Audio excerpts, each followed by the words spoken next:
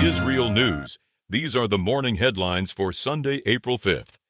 President Donald Trump is sharply escalating his rhetoric toward Iran as the deadline approaches on his ultimatum over the Strait of Hormuz. In a blunt social media post, Trump warns Tehran to open the strait or face what he describes as hell, and says Tuesday will be a day of strikes on power stations and bridges inside Iran. Reports say senior advisors have told Trump that Iran's electricity facilities and bridges are legitimate targets because striking them could disrupt the regime's missile program and nuclear project.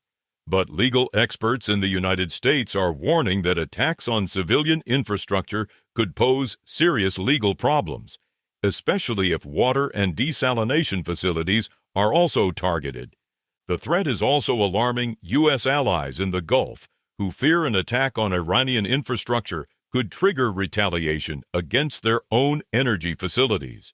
A senior Israeli security official tells Reuters that Israel is preparing possible strikes on energy sites inside Iran, but is waiting for final approval from the United States.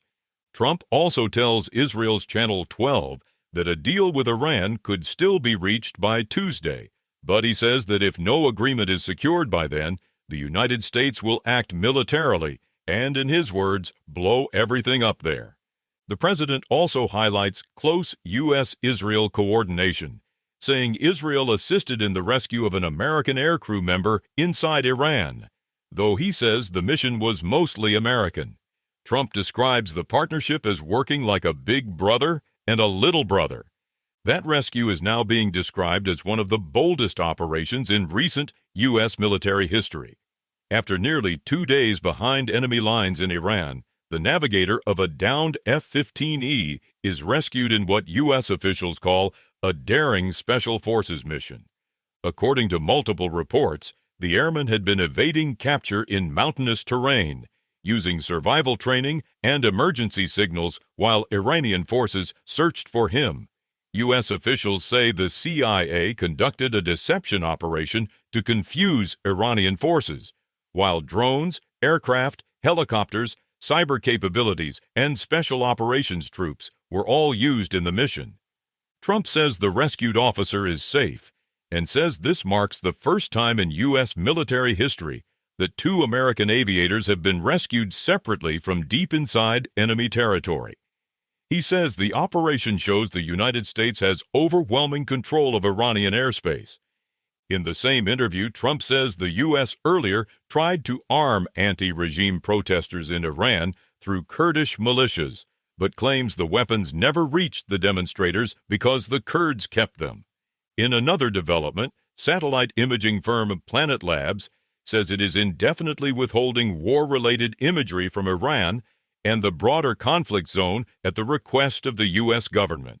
The company says the move expands an earlier delay already imposed last month and will remain in effect until the war ends. Meanwhile, attention is also turning back to Gaza. A senior figure in the Peace Council established by Trump tells Ynet this month will determine whether Hamas agrees to disarm or whether events move in a dangerous direction. The proposed process would begin with missile workshops and production sites, then move to tunnel locations, and finally light weapons. Israeli officials remain skeptical, saying Hamas may be stalling while Israel is focused on Iran and Lebanon. According to the report, the International Stabilization Force and the Palestinian Technocratic Committee have still not entered Gaza.